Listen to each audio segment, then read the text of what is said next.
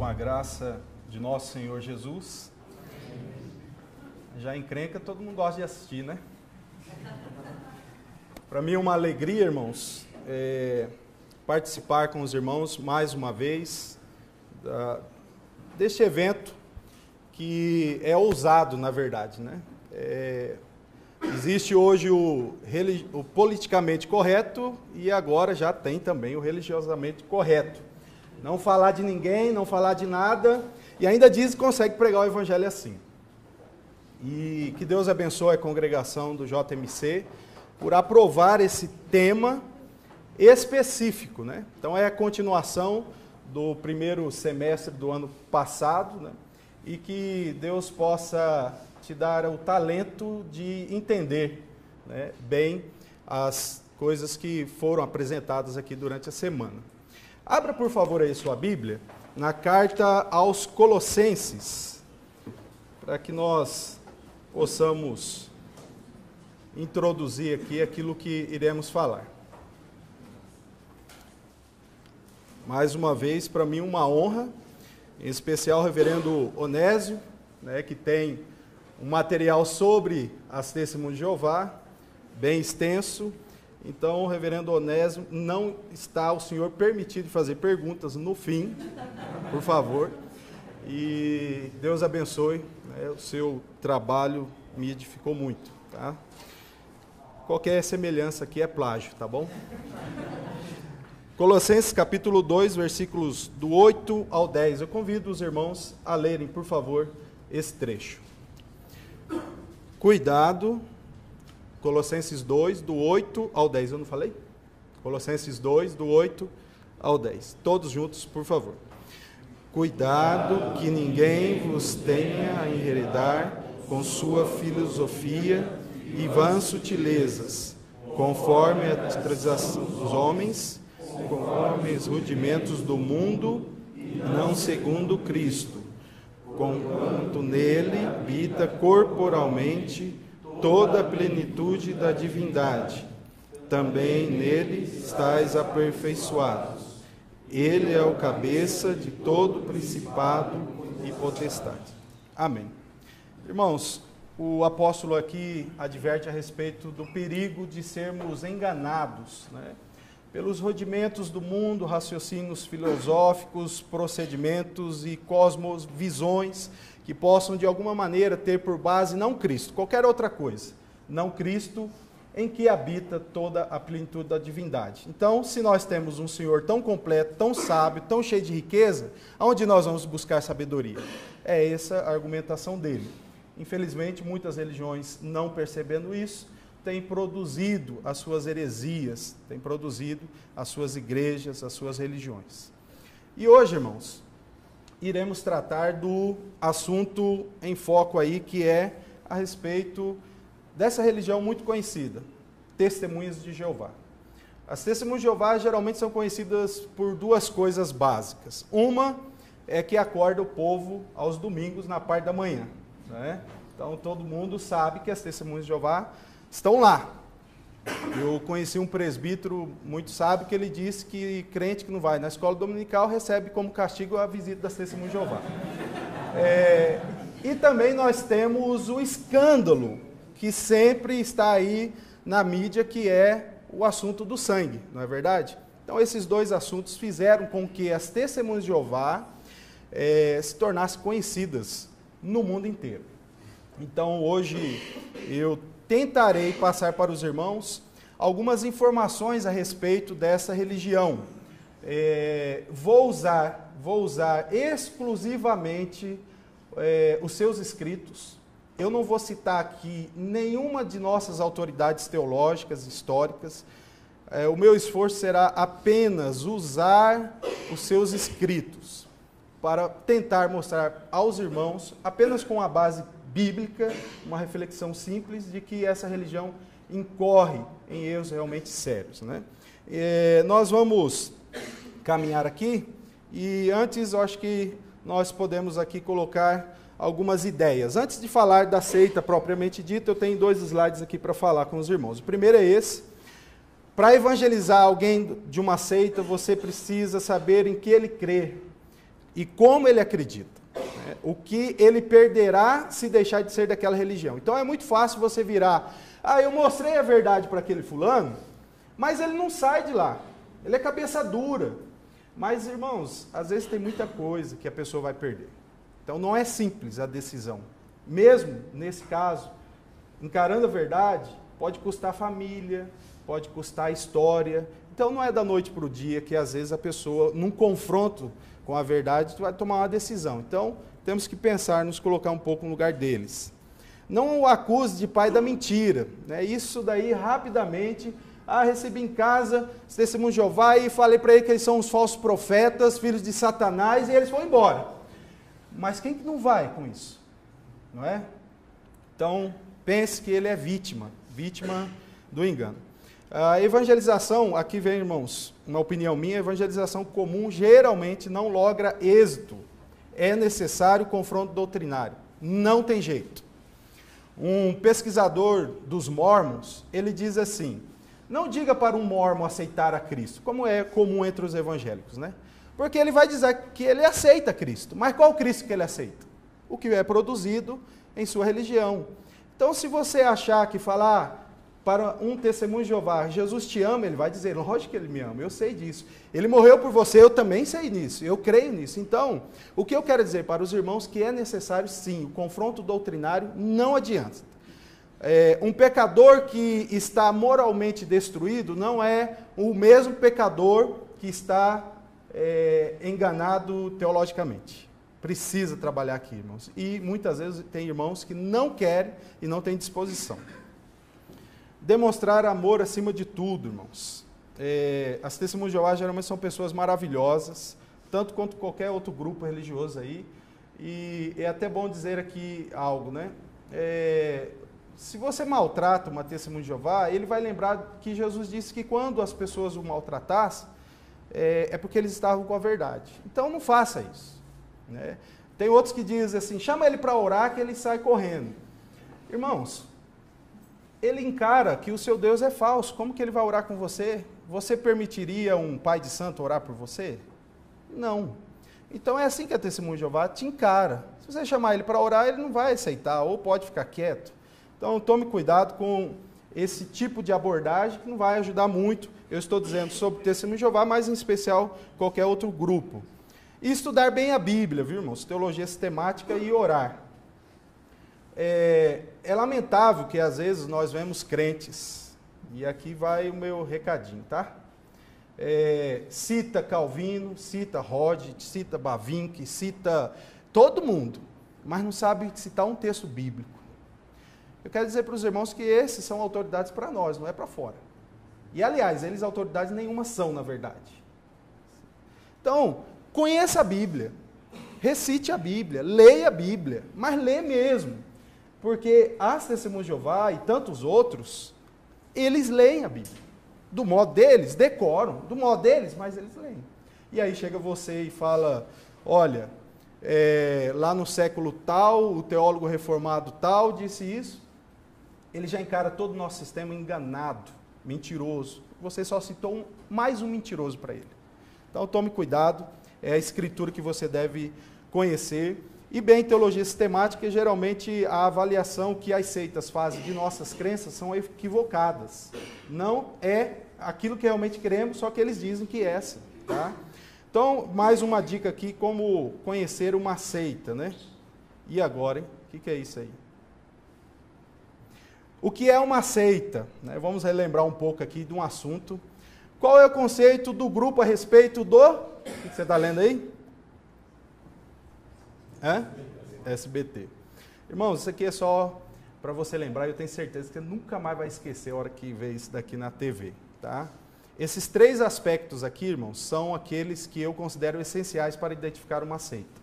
Primeira letra, salvação. Qual o conceito do grupo a respeito da salvação? É pela graça por meio da fé? Precisa acrescentar sacramentos? Instituição? Então não é a salvação bíblica. O segundo ponto para identificar uma seita, qual é o conceito que o grupo tem a respeito da Bíblia? O B aí. Tá? É inerrante? Infalível? Suficiente? É as escrituras suficientes realmente para o grupo? Não precisa de outro profeta, de outra coisa inspirada? Não. Ou precisa? Então é uma seita. E por último, o T, de trindade. O conceito que o grupo tem a respeito de Deus. O que eles pensam a respeito de Deus? Então, se não for trindade, é falso. Ser bem rápido aqui, né? Para não alongar mais, que nós temos pouco tempo. Então, como identificar uma seita? O conceito que ela tem a respeito da salvação, da Bíblia e da trindade. Você caminha muito bem aí, identificando muita coisa. E tome cuidado se tropeçar em um desses pontos aí, tá bom? Então, não assustou, não foi erro, né? O Paulo, ele leu o texto antes, ele ficou preocupado se ele colocou aquilo ali. Tá? Os 5 assuntos principais, irmãos, que eu vou abordar hoje é Bíblia, Deus, salvação, vida cristã e igreja. Tá? Qual o conceito que a Testemunha de Jeová tem desses 5 aspectos aí que estão ligados lá ao SBT, tá bom? Então vamos lá.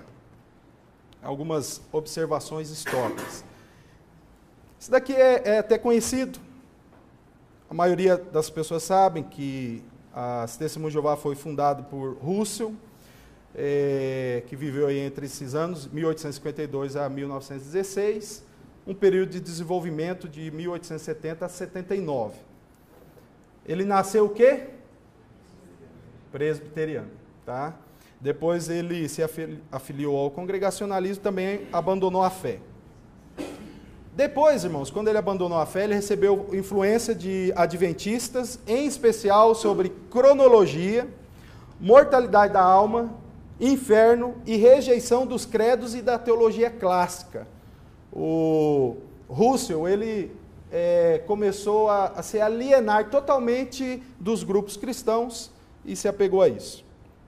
A mensagem mais conhecida de Russell foi que em 1914 iniciaria o fim dos tempos dos gentios e provavelmente o fim do mundo estaria ali próximo, né?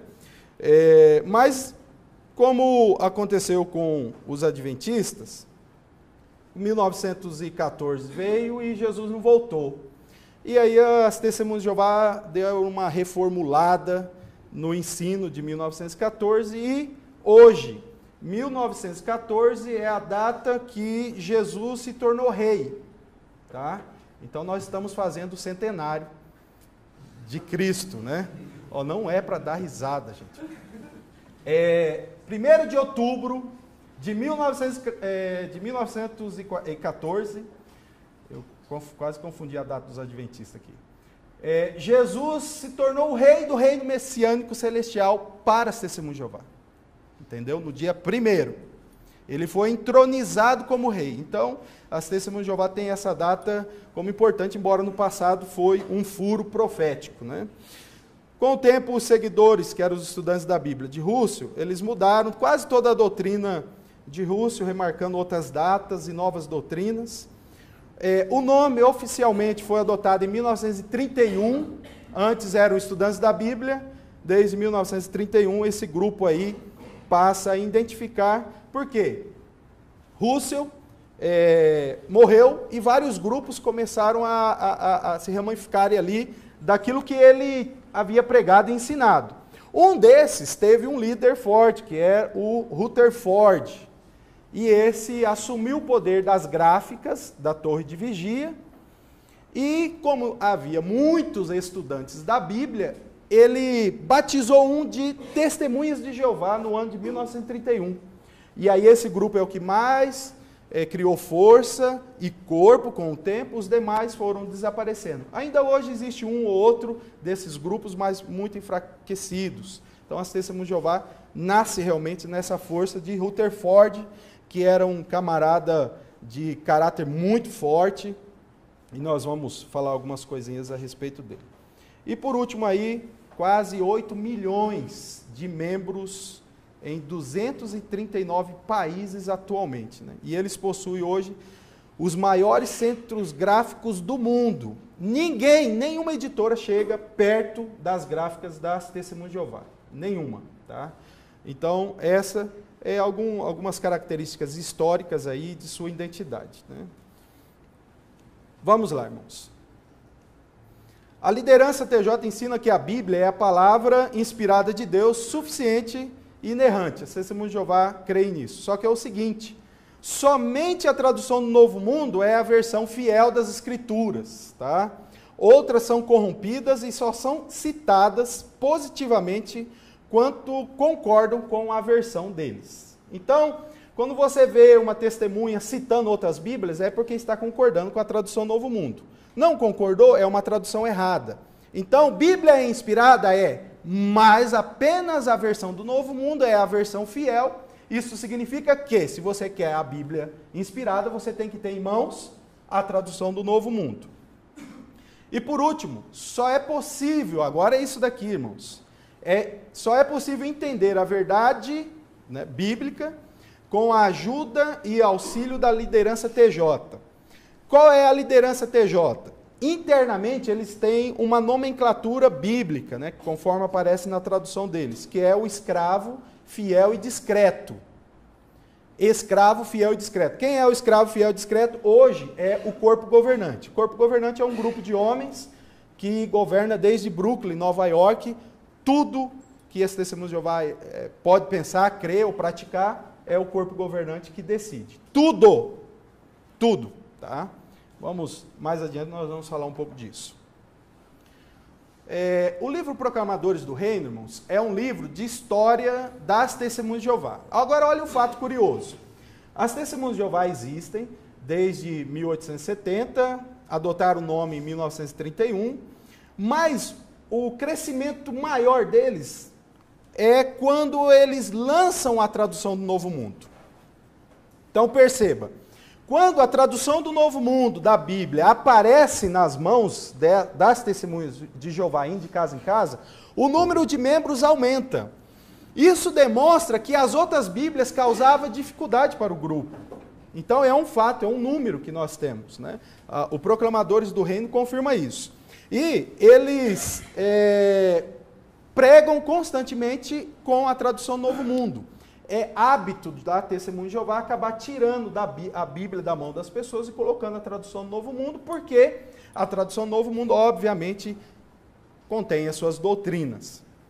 Uma curiosidade, irmãos, agora, recentemente, esse ano mesmo, ou ano passado, tem aí paciência, senão é exato, tá? Mas agora, recentemente, eles lançaram uma revisão da tradução Novo Mundo. Então, logo, logo, isso vai sair em português. Então, algumas coisas que eles dizem que era uniformemente literal, né, literais em muitas passagens, eles deixaram de ser. Né? Então, logo, logo vai aparecer a tradução Novo Mundo revisada, né, ou uma nova versão, em breve vai aparecer. Mas pode ter certeza, vai continuar rezando a cartilha do corpo governante. Tá bom?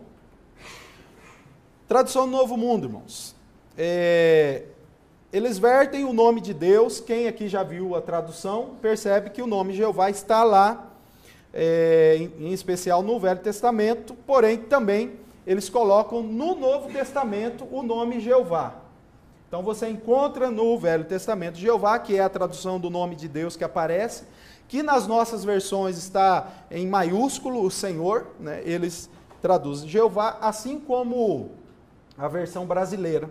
A versão brasileira tem Jeová e também eles colocam aí. Em quase todos os textos do Novo Testamento, irmãos, em que a divindade absoluta de Cristo é vista, a tradução do Novo Mundo traduz de maneira que enfraquece essa possibilidade. Então vamos a 3 exemplos aí. O primeiro aí, o que diz? Em João 1:1, a palavra era um Deus. Então percebemos que a tradução do Novo Mundo coloca entre colchetes o artigo indefinido e ainda coloca Deus com D minúsculo. Né? Em Colossenses 2:9, que diz que em Cristo habita toda a plenitude da divindade, a tradução do Novo Mundo diz que o que habita é a plenitude do quê? Da qualidade divina. Então, ou seja, Deus tem muitas qualidades e Jesus manifestou essas qualidades de forma perfeita. Então é essa qualidade que habita totalmente de Cristo, não exatamente a divindade do Pai. Tá? E por último, nós notamos também aí em Hebreus, eu só estou dando 3 exemplos, existem vários, que quando a Bíblia diz que é para adorar Jesus, eles colocam como prestar homenagem. Então, na nossa Bíblia, ou no texto, quando aparece a palavra adorar, na tradução Novo Mundo está prestar homenagem e honra. Então, observe aí que a doutrina da deidade de Cristo é enfraquecida na tradução Novo Mundo, por isso as Testemunhas de Jeová cresceram muito com o lançamento da TNM, né? O que nota-se, irmãos, é que a pergunta que sempre o corpo governante subentende que deve fazer é o seguinte: é possível gramaticalmente traduzir assim, mas nem sempre? Bom, se enquadra dentro do que cremos? Então, é uma tradução exata, né? E aí eles passam a procurar outras traduções. Então, primeiro segredo das Testemunhas de Jeová e das suas convicções é o seguinte: eles olham na Bíblia as crenças deles. Só que na Bíblia que a Torre de Vigia imprimiu e deu para eles. Então nós vemos que são pessoas que acabam tendo esse tipo de convicção. Vamos aqui, irmãos, falar de um assunto do Novo Testamento. Quem aqui já leu Jeová no Novo Testamento, levanta a mão. Ninguém. Não existe. No Velho Testamento tem. Segundo alguns estudiosos, 6.828 vezes. Mas no Novo Testamento não tem. Nenhum texto grego possui o nome de Deus no Novo Testamento. Aí uma brochura das Testemunhas de Jeová que é intitulada O Nome Divino que Durará para Sempre, olha só, irmãos, o que ela diz. Teria o tradutor esse direito de reintegrar o nome, né, o nome Jeová, em vista do fato de que manuscritos existentes não o contêm? Sim, ele teria. Uma tradução que destemidamente reintegra o nome de Deus com boa base é a tradução do Novo Mundo das Escrituras Sagradas. Observou aí? Os manuscritos existem o nome de Deus? Não. E aí eles perguntam, será que o tradutor tem direito de pôr? Eles dizem que tem. Porque qual a razão deles? Se aparece no Velho Testamento, deve aparecer no Novo. É que nós não temos esses manuscritos. É o raciocínio deles. Então perceba aí, mais uma vez, que a Bíblia, a tradução do Novo Mundo, está a serviço de suas crenças. Continuando aqui, irmãos. Eles oferecem, irmãos, olha que interessante, uma lista de cerca de 30 versões, não são manuscritos, que colocaram o nome de Deus no Novo Testamento, e aí eles dizem que tem essa base. Isto é, eles dizem que outras versões fizeram, então existe base para isso. É o argumento. Agora, olha a contradição, irmãos. No livro Estudo Perspicaz, volume 2, página 757, os teólogos da Torre de Vigia dizem assim, hoje temos um texto do Novo Testamento autêntico e fidedigno. Preste atenção. As Testemunhas de Jeová lidam com esse fato deprimente. Não existe apoio no texto original grego, não existe, que eles afirmam ser fidedigno. Está notando a incoerência com que eles acabam tropeçando? O Novo Testamento tem um texto de de quase 6.000 manuscritos. Esses textos eles dizem que são fidedignos, só que nenhum deles aparece o nome de Deus, que é uma das doutrinas mais importantes, se não é a mais importante das Testemunhas de Jeová. Então, é uma pedra fundamental que eles afirmam que não tem apoio no texto que é fidedigno. O problema é deles, não nosso. Quem é que afirmou que o texto é fidedigno? Foram eles também, não nós. Então, o que nós podemos perceber é que as crenças do corpo governante, do escravo fiel e discreto, fala mais alto do que as evidências. Olha só, irmãos, como que fica a situação da tradução Novo Mundo quando ela coloca o nome Jeová no Novo Testamento. Em Romanos 10, o versículo 9 e o 13, diz assim: pois se declarares, lá na tradução Novo Mundo, tá? Eu não estou aqui citando nenhuma outra versão, na tradução Novo Mundo. Pois se declarares, e lá tem aquela parte, Jesus é, o que está aí? Jesus é Senhor, na tradução Novo Mundo está assim, será salvo. Só que o versículo 13 diz assim: pois todo aquele que invocar o nome de Jeová será salvo. Observe aqui, o texto original não aparece Jeová. O texto original não aparece Jeová. E o texto fala que Jesus deve ser confessado como Senhor, e logo em seguida é citado o texto que deve se confessar o nome do Senhor. Obviamente, irmãos, o apóstolo está aqui citando o livro de Joel, e lá no texto de Joel tem o nome de Deus, mas os manuscritos não têm. E quando o apóstolo faz essa aplicação, ele está mostrando que o nome da divindade do Velho Testamento é aplicado a Jesus para que você e eu possam ser salvos. Outro problema, irmãos, observe aí, o versículo, Romanos 14, 8 e 9, olha como que está na tradução Novo Mundo. Pois quer vivamos, vivemos para Jeová, quer morramos, morremos para Jeová. Portanto, quer vivamos, quer morramos, pertencemos a Jeová. Agora olha o tropeço deles. Pois para esse fim morreu Cristo e passou a viver novamente para que fosse Senhor. Por que eles não colocam Jeová aqui? Tanto sobre os mortos como sobre viventes. Agora olha aqui o detalhe. Se nós vivemos, vivemos para o Senhor. Se nós morremos, morremos para o Senhor. Vivendo ou morto, seremos do Senhor. Esse é o argumento do Paulo. Aí ele fala, para esse fim, Cristo morreu para ser Senhor. Notaram o tropeço com que eles acabam encarando a tradução do Novo Mundo? Ou a tradução do Novo Mundo acaba proporcionando para eles uma contradição e algo óbvio que o texto está dizendo? Vou mostrar aqui para os irmãos, eles têm uma interlinear chamada interlinear do reino. É a torre de vigia que publica o texto grego embaixo inglês, tá? É esse texto aqui, chamado interlinear do reino. Tem o texto grego interlinear no texto principal e no canto a tradução Novo Mundo, tá? Eles nos Estados Unidos usam, os americanos não têm em português. Então eles têm isso na mão. Agora perceba os irmãos, a força da liderança TJ sobre as evidências e na mente da Testemunha de Jeová. Vou mostrar uma imagem aqui. Aí está, irmãos, a imagem. Observe que o texto que nós lemos em Romanos 14, 8, né? O texto grego original está no meio, tá bom? E nós percebemos aí que aparece a palavra Lord, né? Ou Senhor, é isso, né? Os ingleses aí, por favor, me ajude, tá? Então, aparece, eu grifei aqui 4 vezes, né? Como aparece também lá no texto, no versículo 9. Só que a tradução Novo Mundo do lado está traduzindo 3 vezes como? Jeová. E, por último, Lord novamente.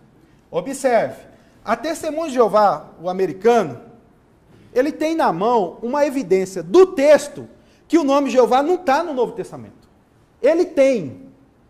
Só que o domínio mental e a escravidão espiritual é tão grande que não adianta. Está percebendo? Porque eu falei que o confronto doutrinário é necessário. Eles têm aqui, observe, e olha, lá quando teve o interesse de manter Senhor, eles mantiveram. Tá? Então, isso eu só posso colocar um aqui por causa do tempo, mas nós poderíamos usar as 237 vezes que eles colocaram o nome de Deus no Novo Testamento. Tá?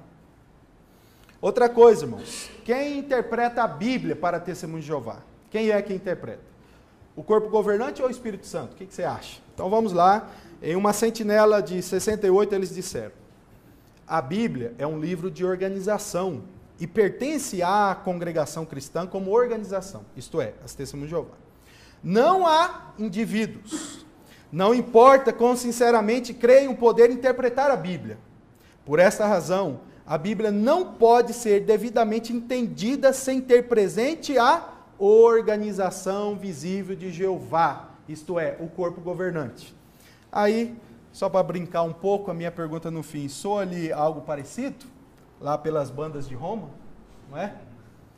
Então, irmãos, nós percebemos que o corpo governante, ele é um sistema papal para o entendimento da Testemunha de Jeová. Tanto que se você pegar um versículo bíblico, fecha o olho, abre a Bíblia e encosta, e fala para a Testemunha de Jeová, me interprete esse versículo.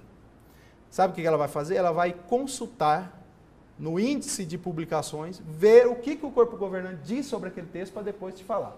Se ele já falar na hora, é porque provavelmente ele já ouviu algo. Então, o óculos interpretativo das Testemunhas de Jeová é esse grupo de homens chamado de corpo governante. Encerrando aí a parte da Bíblia, irmãos, vamos falar um pouco a respeito do conceito que eles têm de Deus, tá? Isso deve ser tratado com o nome Jeová, tá? Inclusive, há testemunhas de Jeová um pouco rasas no conhecimento, que chegam até a dizer assim, que se você não falar Jeová, outro Deus vai ouvir. Se tem 10 homens andando na rua, você fala homem, os 10 vão olhar. É esse o argumento deles. Mas se você falar o nome, aí a pessoa com o nome vai olhar. Então, eles falam, Jeová é o nome de Deus, então Jeová vai te atender. Sabemos disso, não é uma trindade, tá? Já nós vamos falar mais sobre isso. Aqui, ó, o Deus das Testemunhas de Jeová não é onipresente, tá? Não é. O corpo governante, o Deus do corpo governante, não é onipresente. É potencialmente onisciente, nós vamos ver um pouco mais sobre isso. Ele tem um lugar fixo. Jeová mora em um lugar no universo. Eles já tentaram descobrir lá nas constelações no passado, mas pararam um pouco com isso. E ele possui 4 atributos principais, né? Que é o amor, justiça, sabedoria e poder. Então, vamos pensar aqui um pouco mais, irmãos.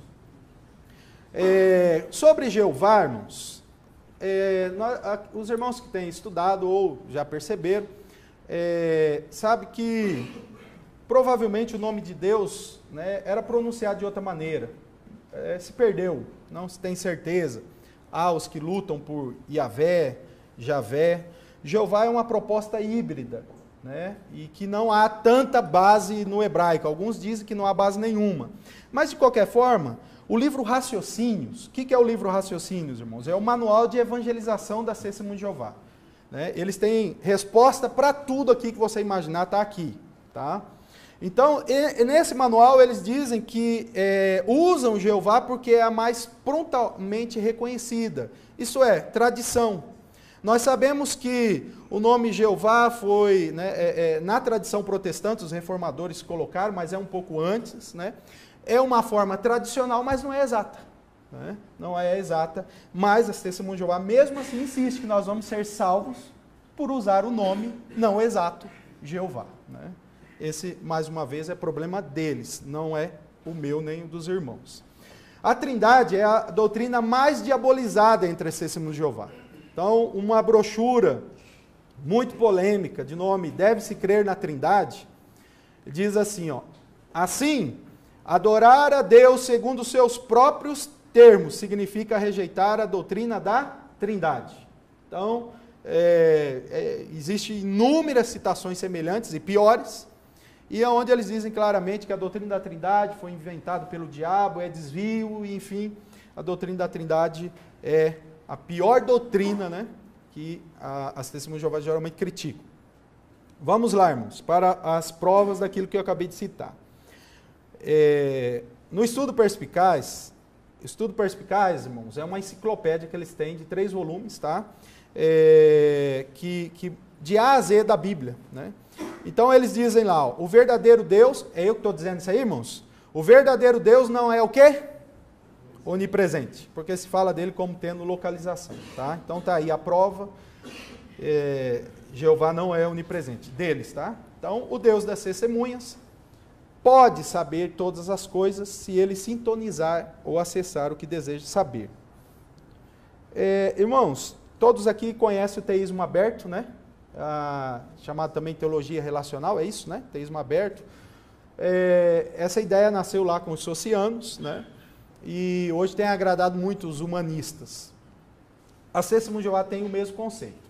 Então, primeiro, Jeová não é onipresente. A onisciência de Jeová, no livro Raciocínios, faz uma comparação como você usar um rádio. Você quer pegar a FM, o que você tem que fazer?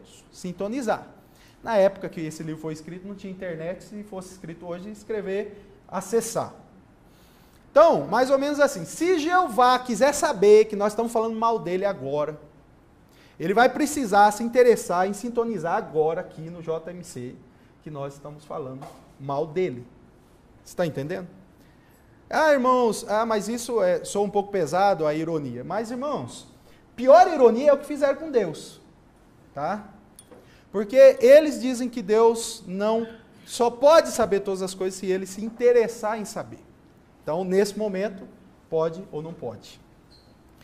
No livro Raciocínios ainda diz, irmãos, olha o argumento usado deles. Se Deus predeterminou e previu, observe só que tanto calvinistas como arminianos aí têm esse problema. Se Deus predeterminou e previu o pecado de Adão e tudo o que resultaria disso, significa que deliberadamente desencadeou toda a iniquidade cometida contra a humanidade. Ele seria a fonte de todas as guerras, do crime, da imoralidade, da opressão, da mentira, da hipocrisia e das doenças. Tá? Então nós notamos, irmãos, que o conceito que eles têm de Deus não é o Deus da Bíblia. A Bíblia, por exemplo, diz em Colossenses 4,13, que não há criatura alguma descoberta diante dele, antes todas as coisas estão nuas e patentes aos olhos daquele com quem temos de tratar. Na real, as Testemunhas de Jeová lê esse versículo assim, todas as coisas podem estar nuas e patentes aos olhos de Deus. Podem. Então eles dizem que esse texto só mostra aquilo que Deus tem em potencial. Então eles fazem uma comparação do tipo, Deus usa o poder dele toda hora? Segundo a Testemunhas de Jeová, tá? Para nós usa sem parar, né? A Bíblia diz que Cristo sustenta todas as coisas pela palavra do seu poder. Só que eles dizem, Jeová usa o poder dele toda hora para destruir, para fazer isso? Aí as pessoas, não usa. Ele falou, então, mas mesmo assim ele é onipotente. Então, Jeová não precisa usar a onisciência dele toda hora para ser onisciente. Esse é o argumento deles, né? Obviamente o argumento é errado. O salmista aí mostra que se nós subirmos ao céu e ir para o inferno, em qualquer lugar, Deus ali estará, a sua destra, né, nos acompanhará. Ainda sobre Deus, irmãos, Jesus Cristo, quem é Jesus Cristo? Né? No livro A Bíblia Ensina, um livro recente, diz que a criatura espiritual chamada Miguel é mencionada poucas vezes na Bíblia. Miguel não é outro senão o próprio Jesus Cristo no seu papel celestial. Abre aqui um ponto, vamos lá. A Testemunhas de Jeová diz que Jesus é Miguel, é o arcanjo criado. Há intérpretes bíblicos que também defendem que Jesus é Miguel. Né? Matthew Henry, né, é um desses. Ele diz que Miguel é o nome de Jesus. Só que esse puritano, ao comentar, ele erra. Tá? Ele erra. Porque ele acha que é um dos nomes da divindade. Ele não nega a divindade. Né? Então, há alguns intérpretes da tradição protestante, tá, que comete esse deslize. Se não me engano, aí, há até o Calvino também, há algo próximo disso. Depois, quem se interessar aí, pode procurar um pouco disso daí. A Sentinela também diz, irmãos, que Jesus era um homem perfeito, o equivalente exato de Adão antes de esse ter pecado. Tá? Então, não pense você que a Testemunha de Jeová olha para Jesus como qualquer um. Então, eles olham realmente como um ser perfeito, mais o exato de Adão. Tá? Agora vem aqui uma bombinha maior. Tá? Jesus simplesmente se materializou ou assumiu um corpo carnal, como os anjos haviam feito no passado, a fim de convencer Tomé quanto a quem ele era. Ele usou um corpo com marcas e feridas. Continuando, embora o homem Jesus de Nazaré esteja morto, Jesus Cristo está vivo. Então aqui, Jesus não ressuscitou com o corpo que morreu. Tá? A crença da Testemunha de Jeová é o seguinte, o Jesus de Nazaré acabou, sumiu. Assim como Deus fez para o corpo de Moisés, levou para outro canto, Deus, Jeová, fez a mesma coisa com o corpo do Jesus de Nazaré. Daí, na ressurreição, esse espírito, chamado Miguel, se materializou com um corpo igual àquele que estava lá na cruz. Não estranha não, tá, irmão? É isso mesmo. E aí ele formou com as marcas iguais. Então, não é o Jesus da Bíblia. Não é. É um Jesus produzido falso. Tá? E, aliás, falso e ainda mentiroso, né? Porque ele enganou Tomé que tinha ressuscitado e ele só se materializou. Porque ele não morreu, aquele corpo não morreu, foi formado ali.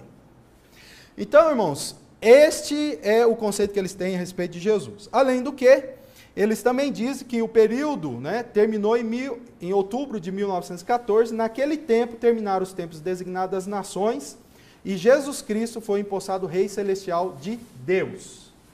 Então, quando você fala, você crê em Jesus para testemunho de Jeová, ela vai falar que crê, mas qual Jesus?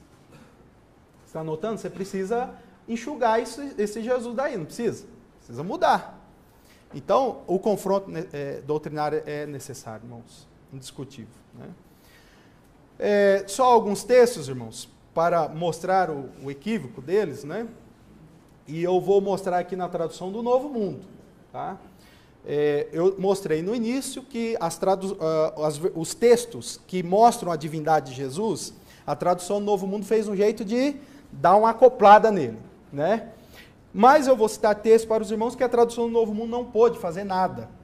Então, em João 5,23, diz que a fim de que todos honrem o Filho, assim como honra o Pai. Né?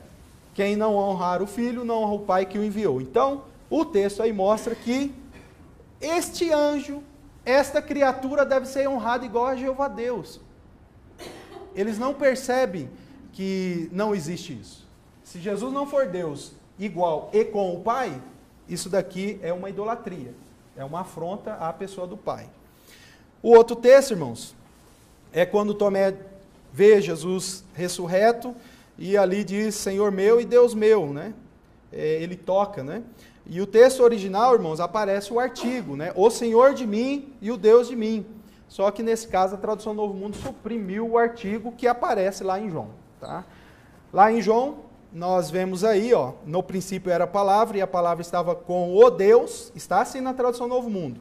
E a palavra era um Deus, esse estava no princípio com o Deus. Então nós observamos que eles aproveitam o fato do segundo caso, onde Deus aparece, não tem o artigo definido. Então eles falam que tem que ser traduzido de maneira indefinida. Né? Esse é um debate que os irmãos terão aí na aula de grego, né? Mas o fato é que mesmo que o substantivo aí seja nartro, ou seja, sem artigo, ele qualifica, mas não deixa indefinido, né? Mas a Testemunha de Jeová insiste nisso. E por último, irmãos, o texto de 1 Timóteo 2,5 revela algo interessante. Se você perguntar para uma Testemunha de Jeová, Maria é a nossa mediadora? Eles vão dizer não. Aí você pergunta, por que não? Ele vai abrir a Bíblia, em 1 Timóteo 2,5, e vai ler para você. Pois há um só Deus e um só mediador entre Deus e os homens, um homem, Cristo Jesus. Então, aqui é uma afirmação bíblica de que o nosso mediador hoje, pois há um só Deus, ele é homem. Jesus Cristo continua e continuará por toda a eternidade sendo homem glorificado. Eu gosto muito de usar a comparação da madeira, né? Os irmãos, se tropeçarem no banco, podem dizer que tropeçou no banco ou numa madeira? Nos dois. Jesus, ele não deixou de ser divino, ele assumiu uma outra forma, e essa outra forma ele nunca mais deixará ela. Jesus para sempre será Deus, e para sempre será homem. E isso me dá uma paixão muito grande por Cristo, porque ele mudou eternamente a sua forma por minha causa, por sua causa. É um Cristo que deve ser adorado, seguido e amado, com certeza. Mas esse Jesus da Testemunha de Jeová não é o da Bíblia. Vamos agora ao Espírito Santo, irmãos. Eles falam que o Espírito Santo é uma força ativa, né? Então existe outra força invisível, ainda mais essencial para a nossa orientação. Que força é essa? É a mencionada nos primeiros versículos da Bíblia, falando sobre o que Jeová realizou há incontáveis eras. Gênesis diz, no princípio Deus criou os céus e a terra. Ao fazer isso, ele acionou uma força poderosa, pois o relato da criação acrescenta, a força ativa de Deus movia-se sobre as águas, né? O que estava em ação? Espírito Santo. Então, eles não usam artigo indefinido quase nunca para o Espírito Santo e sempre é em letra minúscula. E eles falam que o Espírito Santo é a força ativa, dinâmica da criação. Então, o Espírito Santo também aí sofre. Mas quando vemos na Bíblia deles, nós notamos que em Atos 13:2, enquanto ministravam publicamente a Jeová e jejuavam, o Espírito Santo disse: dentre todas as pessoas, separai-me Barnabé e Saulo para a obra a que os tenho chamado. Eles veem, mesmo aqui com esse texto, eles veem que não há uma pessoa aqui, mas há alguém com um relacionamento pessoal. Isso é um fato. Ainda lá em Atos 15 diz que pareceu bem ao Espírito Santo. Como que vai parecer bem a uma força inanimada? Mas apareceu bem ao Espírito Santo e a nós.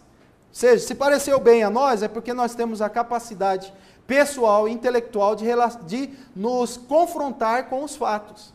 E assim como pareceu bem a nós, pareceu bem ao Espírito Santo. Mas eles ainda assim insistem que o Espírito, e observe aí, o Espírito Santo em letra minúscula, tá? Então sempre, irmãos, a argumentação deles que quando o Espírito Santo tem sentimentos é porque Jeová tem. Então, o Espírito é uma energia que pode refletir os sentimentos de Jeová, mas o próprio Espírito Santo não tem sentimentos, né? Eles entram em alguns problemas aí lógicos, né? Olha só, Deus não é onipresente, mas a força ativa é. Olha só o problema lógico que eles vão entrar aqui. A força ativa não é pessoal, mas Deus sente através dela. 3. Jeová criou todas as coisas por meio de Jesus. E a força usada é essa força ativa. 4. A força ativa não é o mesmo que o poder de Deus, tá? Eles não dizem que o Espírito Santo é o poder de Deus. Eles dizem que é a força ativa. Então, irmãos, vamos lá. A força ativa existe eternamente com Jeová? Ou assim como Miguel também foi criado?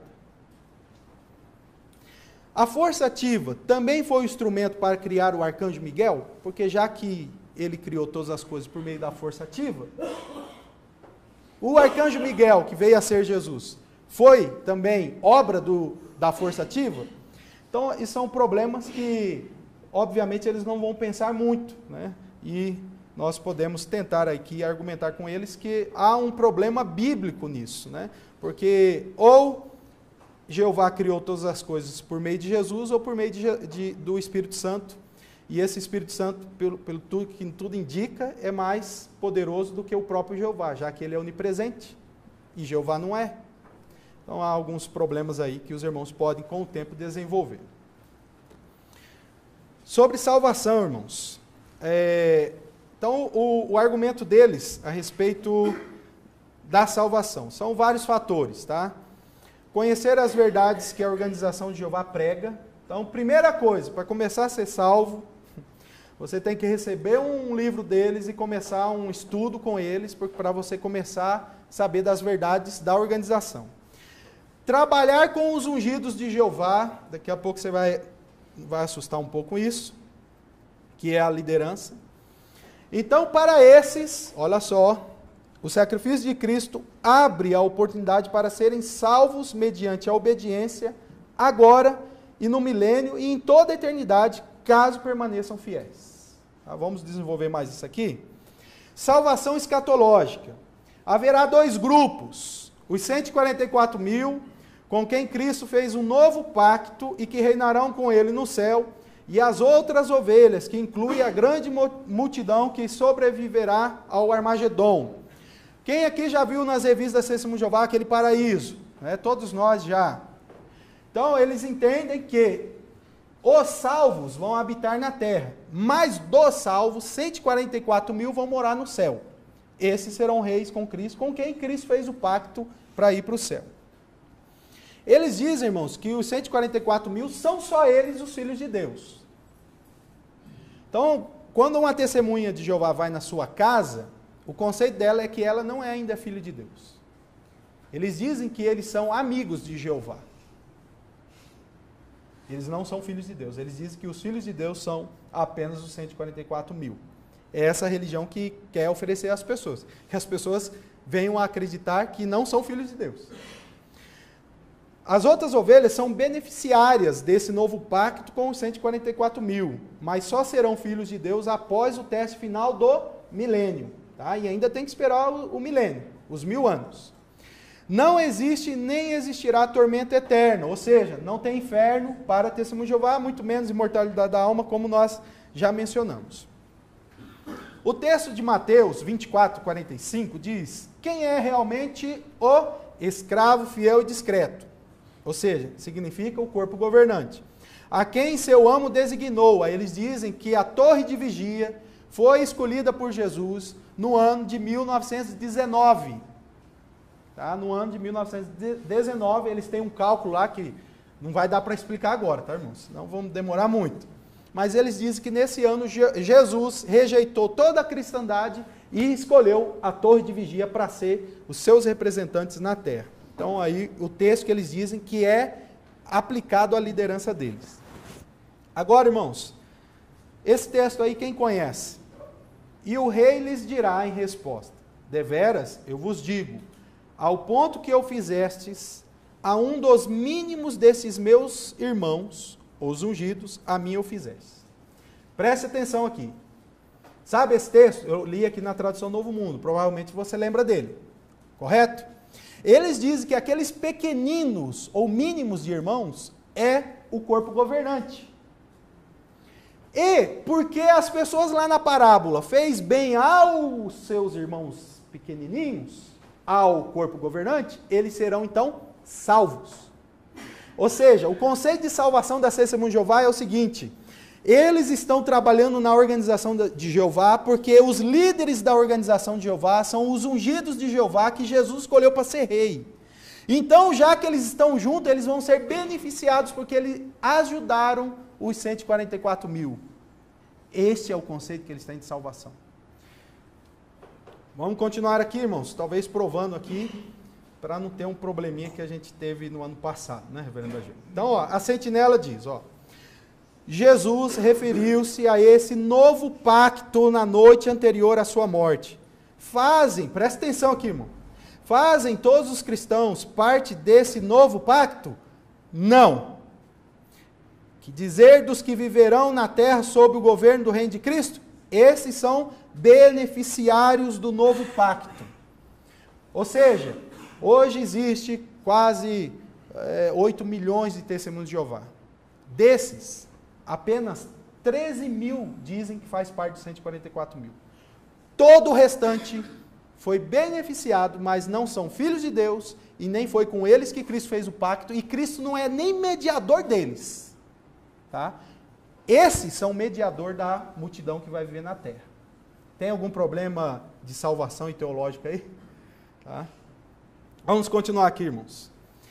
Que alívio a criação humana terá no reinado milenar de Cristo? Agora olha só. Naquele tempo, os glorificados filhos de Deus, ou seja, os 144 mil, serão revelados ainda mais ao agirem como sacerdotes com Cristo, administrando os benefícios do sacrifício de resgate de Jesus em favor da humanidade como súditos do reino celestial. A criação humana passará a sentir a libertação dos efeitos do pecado e da morte. Os humanos obedientes serão gradativamente libertados da escravidão à corrupção. Se permanecerem fiéis a Jeová durante o milênio, e no teste final, no fim desse período, seus nomes serão escritos para sempre no rolo da vida. Alcançarão a liberdade gloriosa dos filhos de Deus. Isto é, as testemunhas de Jeová hoje têm que amargar com a seguinte realidade: não são filhos de Deus, Jesus não é o seu mediador, não foi feito com eles o novo pacto, e se eles pisarem na bola ainda no milênio, vão ser destruídos. Essa é a salvação que eles oferecem para as pessoas. Não pensam muito nela, olham mais para o paraíso, para as frutas e para a sua paz, mas não pensam muito nesses problemas. Vamos falar um pouco mais aqui, irmãos? Bilhões de humanos, justos e injustos, eles dizem que os ímpios não serão ressuscitados durante o milênio para receberem a chance de aceitar ou rejeitar a verdade. Todos que saíram da organização de Jeová são apóstatas, não serão ressuscitados. Todos que Jeová destruiu no passado também não serão ressuscitados. Mas todos os humanos que não entenderam a mensagem das testemunhas de Jeová vão ser ressuscitados durante o milênio para receber uma chance. Para receber uma chance. E lá eles serão então testados. O novo céus, irmãos, é o governo de Jesus e dos 144 mil. Quem já leu isso na Bíblia, vi novo céu. O entendimento da teologia jeovista é que o novo céu é Jesus e 144 mil. Na nova terra, o paraíso terrestre, como já falamos, mais um detalhe aqui. Eles dizem que Enoque, Noé, Moisés, Abraão, os profetas, nenhum desses vão para o céu. Nenhum, tá? Somente irá para o céu as pessoas que foram chamadas depois do derramamento do Espírito Santo em Atos 2. Dali para trás, quem morreu fiel a Jeová vai ser ressuscitado no milênio e ainda receber uma chance, tá? Então, esses camaradas aqui que não tomam cuidado não, né? Então, eles dizem isso, tá? Então, os patriarcas não irão para o céu, tá? Continuarão a terem filhos, apenas os que passarem com vida no Armagedon. Então, no novo mundo, no início do milênio, por quê, irmãos? Qual é a vontade de Jeová? Encher a terra. Se Jeová ressuscitar, eles fazem um cálculo que se Jeová ressuscitar 20 bilhões de pessoas, vai demorar mais ou menos 400 anos. É um cálculo que eles fazem por cima. Então, 400 anos, eles ainda vão poder ainda ter filhos, né? E quando encher tudo, aí Jeová fecha a madre das mulheres, né? Não me pergunte se as mulheres vão ter muitos filhos, né? Aí vai ser um problema em cada uma, né? Mas a ideia deles é que continuarão os que passaram com vida, ou seja, se o Armagedon vier hoje, as testemunhas de Jeová que passarem com vida, elas vão continuar casadas e tendo filhos. Os que ressuscitarem, não. Os que ressuscitarem não podem ter filhos, apenas os que passarem com vidas, tá? Depois do teste final, como nós já dissemos, né? Eles viverão para sempre. Só que é um detalhe, irmãos. Uma vez, em um certo livro, que comenta o livro de Apocalipse, fez a seguinte ideia, eu não achei, né, mas disso eu tenho certeza. Depois do milênio, se alguém for infiel, eles dizem que acontecerá o seguinte: não vai precisar Jeová permitir toda a bagunça de novo, que permitiu depois de Adão. Então, já que Jeová provou que ele é santo para o mundo, já que ele provou que ele é soberano, se depois do milênio alguém desobedecer, Jeová vai matar na hora. Notou? Então, ainda tomar cuidado lá, depois, lá quando começar a eternidade. Esse aí é o conceito. Tá bom? Se essa salvação te interessou, tome cuidado, tá? Vamos falar um pouco a respeito da vida, né, das testemunhas de Jeová. Nós estamos dentro do tempo ainda, tá?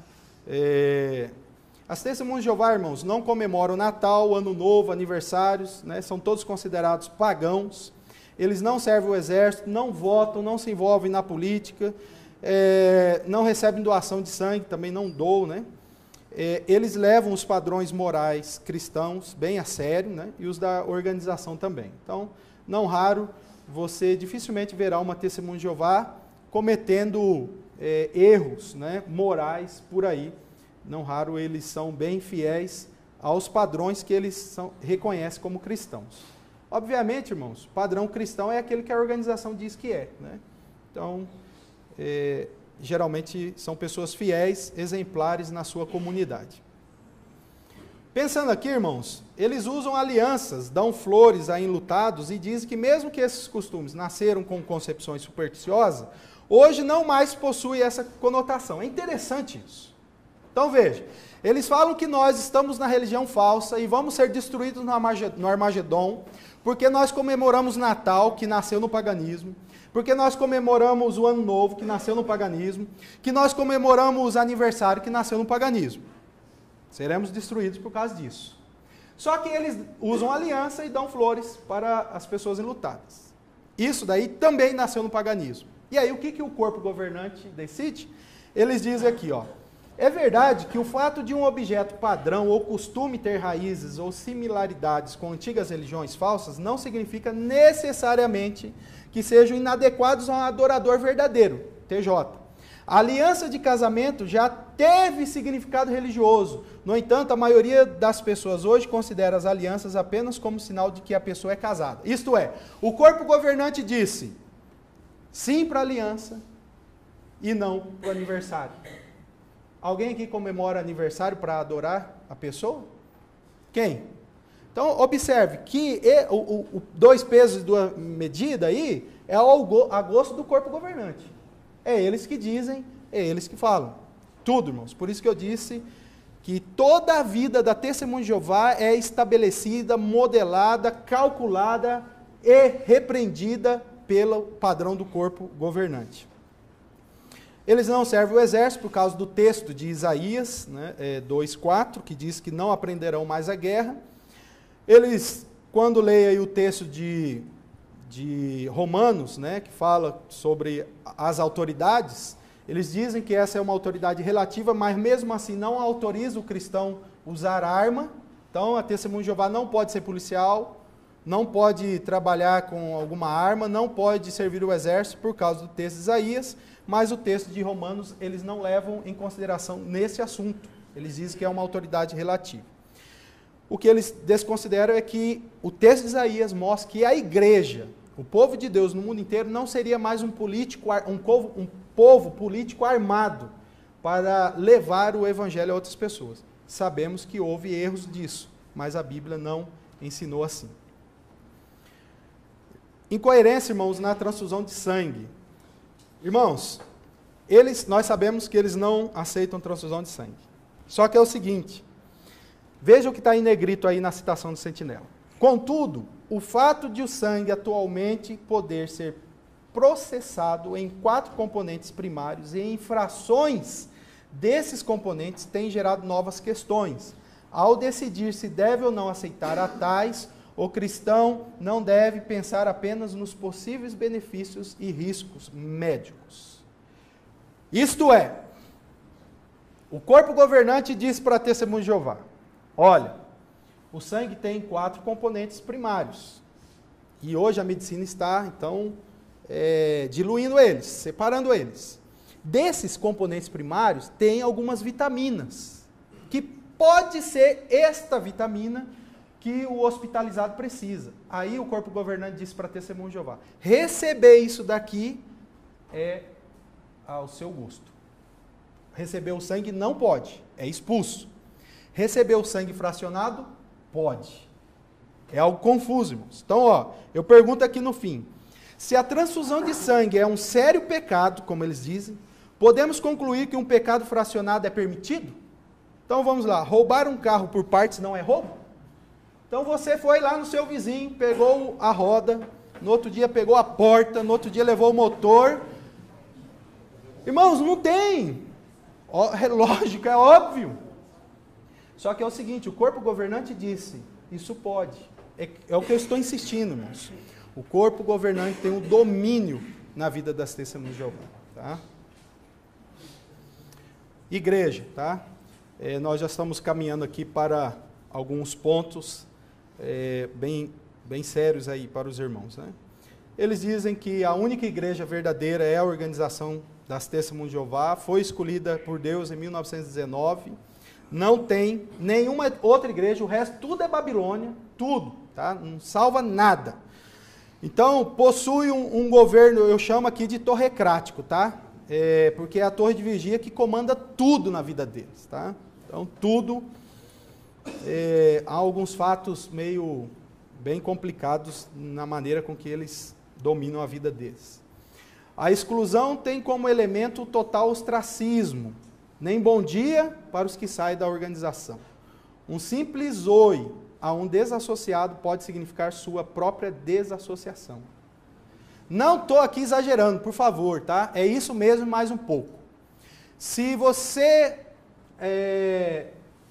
for Testemunha de Jeová, fosse, e se o corpo de ancião local resolveu te expulsar, desassociar, você chega na reunião, dá bom dia, boa noite para todo mundo. Mas no fim da reunião, quando eles anunciar o seu nome, ninguém mais vai virar para você e falar boa noite, vai embora. Ninguém mais. No outro dia, ninguém mais vai falar oi. Está entendendo? É assim mesmo. Olhando internamente aqui, irmãos. O batismo é feito por imersão em piscinas e não se usa as expressões bíblicas para o batismo. Ou seja, nada é dito para quem batiza. Nada. A pessoa vai lá, o ancião mergulha ele e levanta, ele não fala em nome do Pai, do Filho e do Espírito Santo. Ele não fala. Né? Ele não fala. Não me pergunte por quê, porque até hoje eu não sei também. Tá? Santa Ceia.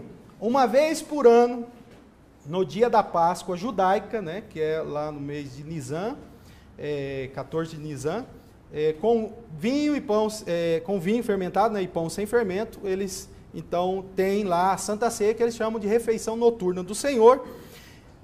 Apenas os 144 mil fazem partes, ou seja, a Testemunha de Jeová não participa do pão e do vinho, tá? Passa de mão em mão para todos, né, e vai passando, e ninguém participa, porque só pode participar quem é dos 144 mil. E hoje, quase 8 bilhões, é isso mesmo, quase 8 milhões vão ficar na terra, eles não participam. Como eu já disse, o governo local é um corpo de anciãos, e o termômetro espiritual é o relatório de horas, que eu vou mostrar daqui a pouco. Vamos lá, irmãos, caminhar aqui, como evangelizar. Né? Então, a questão central é que eles afirmam que a organização de Jeová é a religião verdadeira.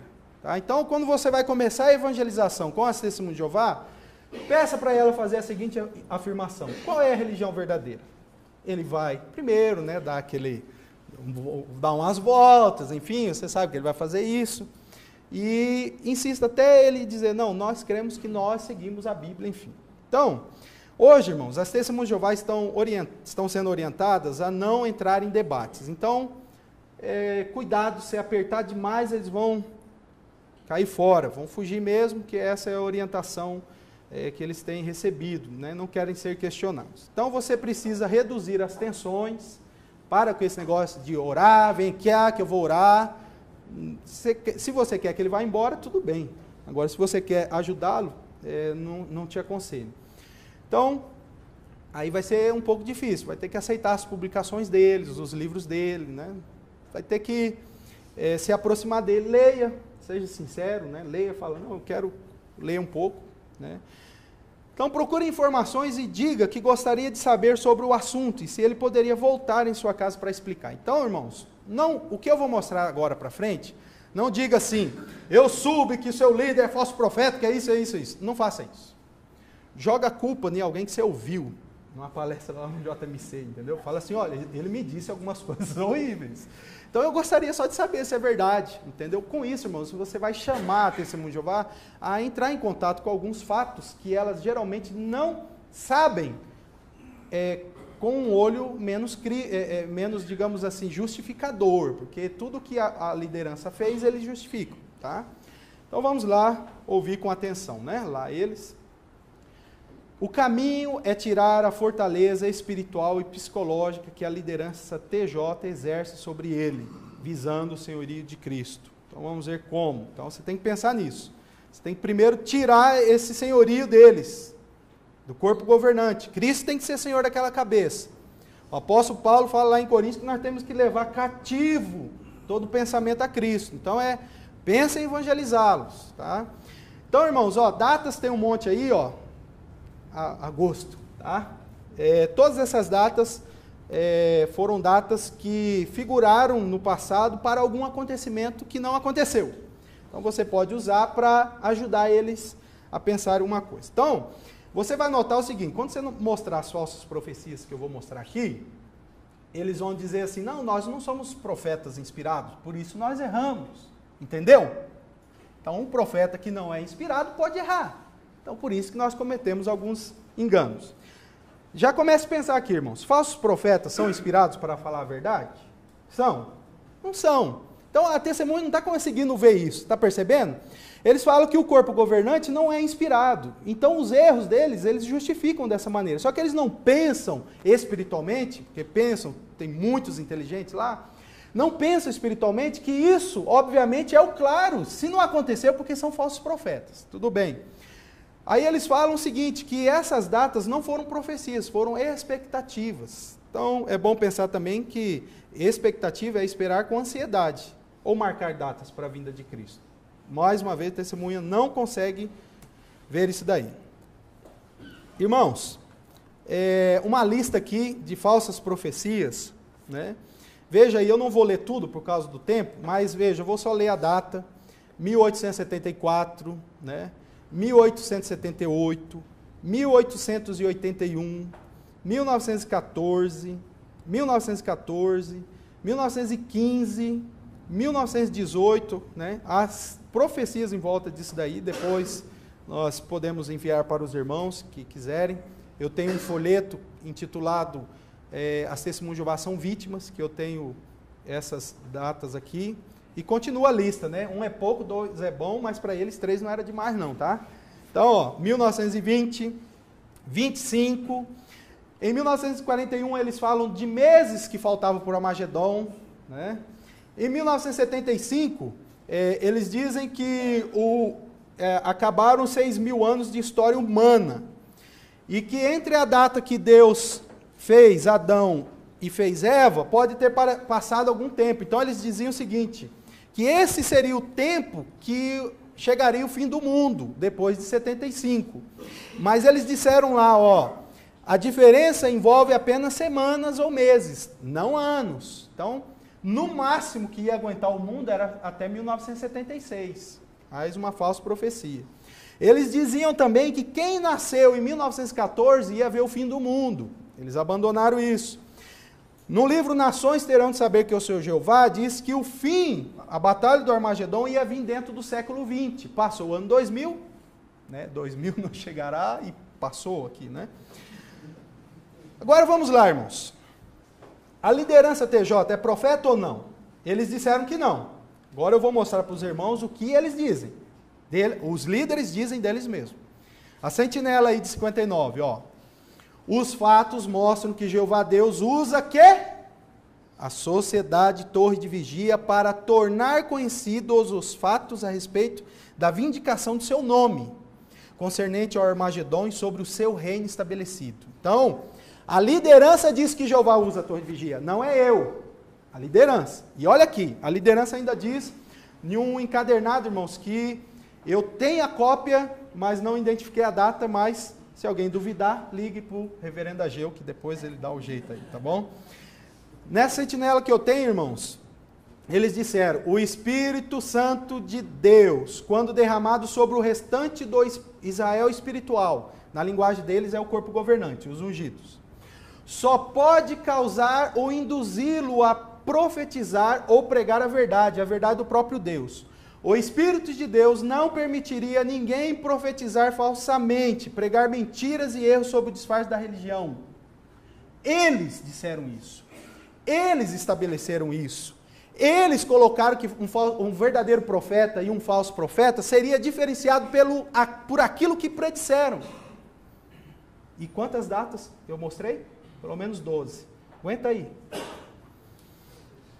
O livro Raciocínio, tá? O manual de evangelização deles, a definição de falso profeta. Indivíduos e organizações que proclamam mensagens que atribuem a uma fonte sobre-humana, que porém não se originam do verdadeiro Deus e não estão em harmonia com a sua vontade revelada. Eles estabeleceram isso. Irmãos, então, eles profetizaram acontecimentos, não aconteceu. Eles disseram que quando não acontece, não é falso profeta. E eles disseram que Jeová usa eles. O que aconteceu? Porque as coisas não deram certo? Eu vou mostrar na publicação deles porque as coisas não deram certo. Tá?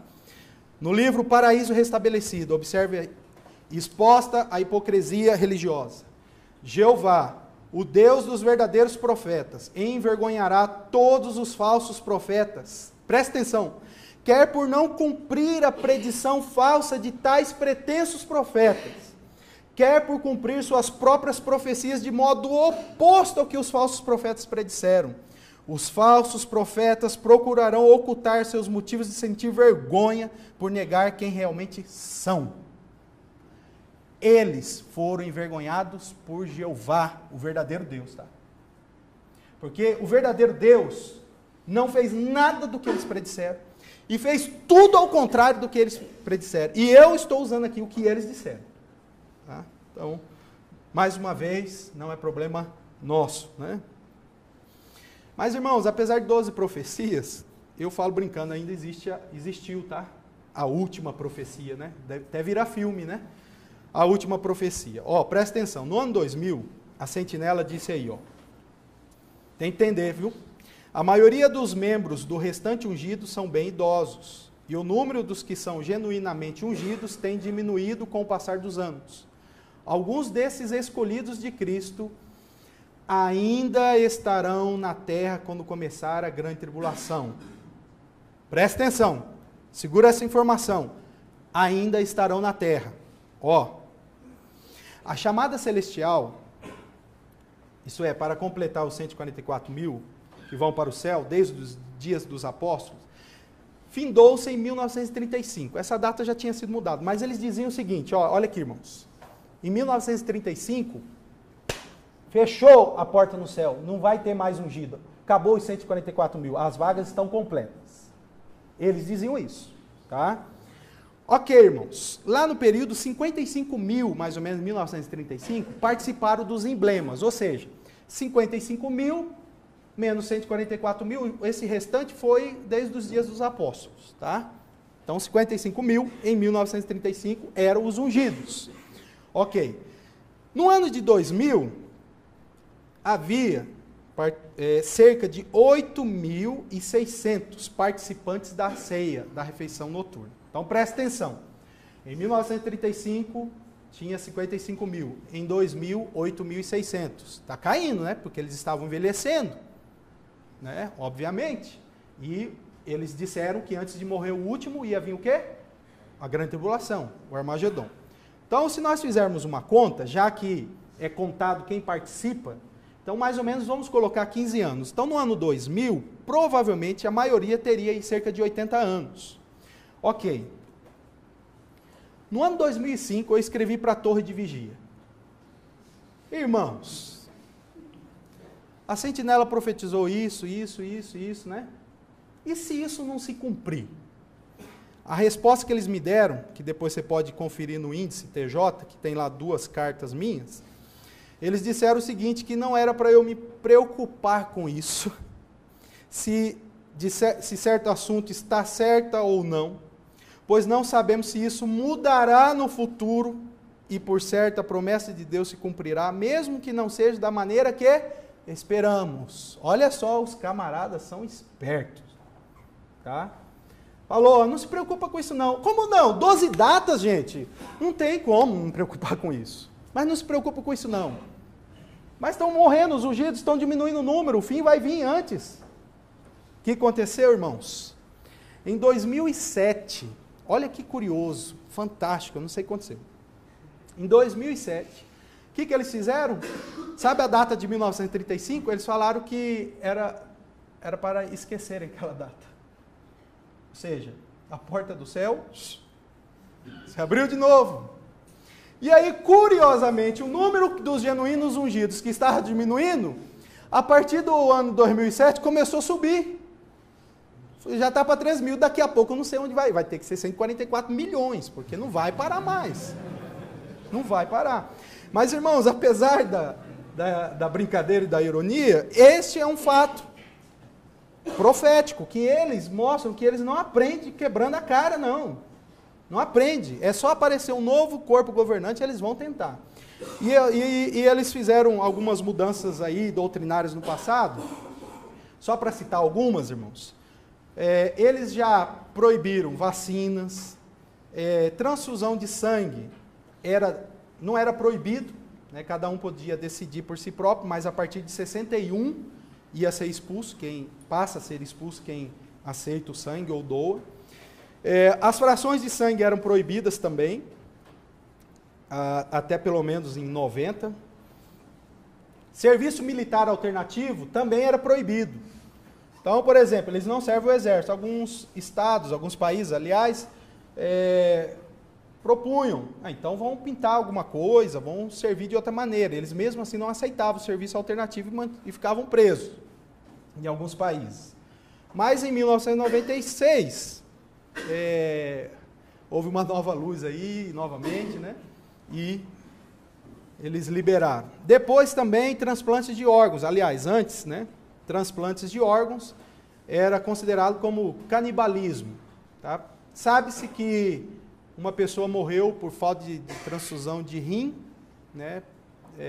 Porque ele achava isso canibalismo, né? Uma testemunha de Jeová, mas depois o corpo governante disse, pode. Né? Casamento, irmãos. Né? O livro Salvação diz que não era para eles casar lá por volta do ano de 1940. Olha só. Surge, pois, a pergunta, desde que o Senhor está agora juntando suas outras ovelhas, que hão de formar a grande multidão, devem eles começar a casar agora e ter filhos, em cumprimento do mandato divino? Não, é a resposta apoiada plenamente pelas Escrituras. Né?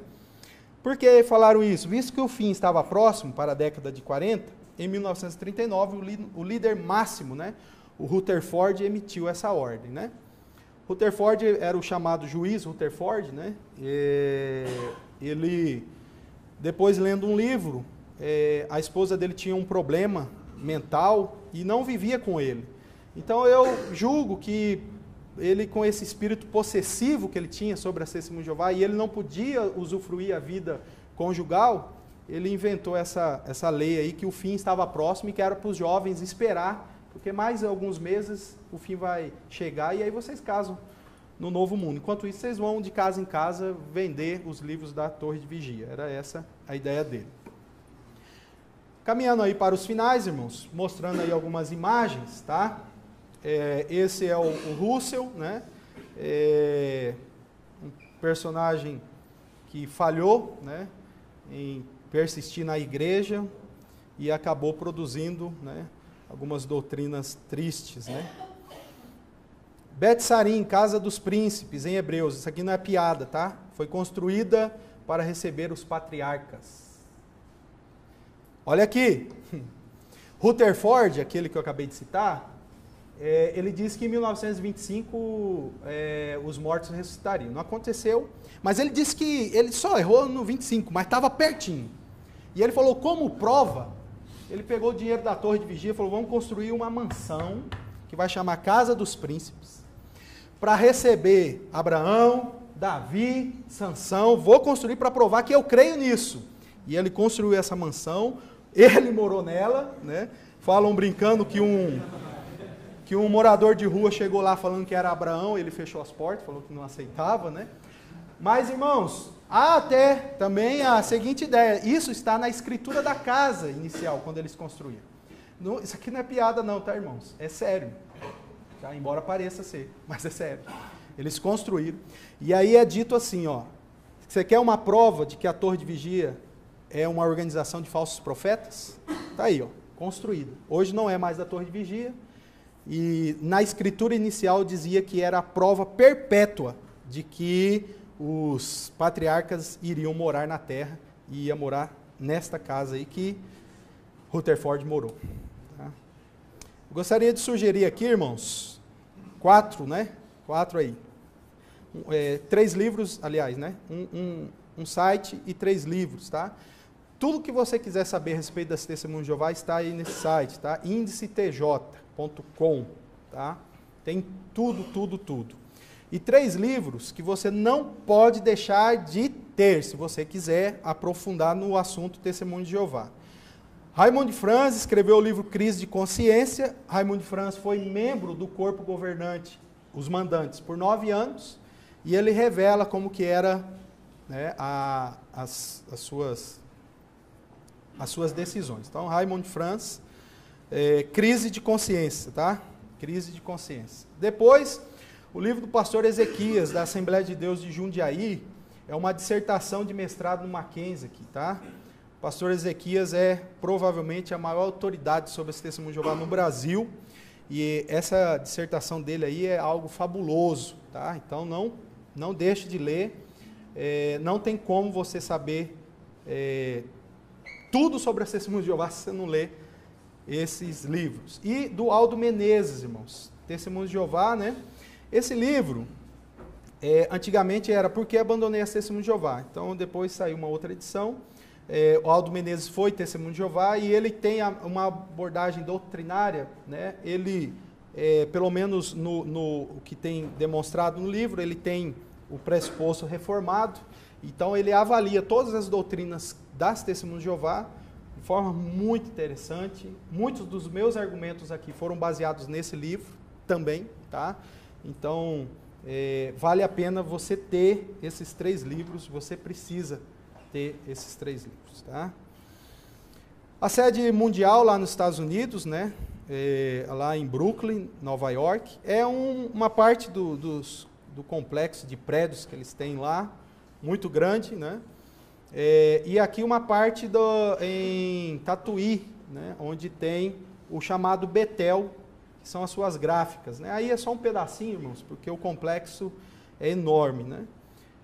Vamos mais um assunto. O segredo do trabalho TJ, né? Não elogie nunca mais. Tá vendo esse relatório aí?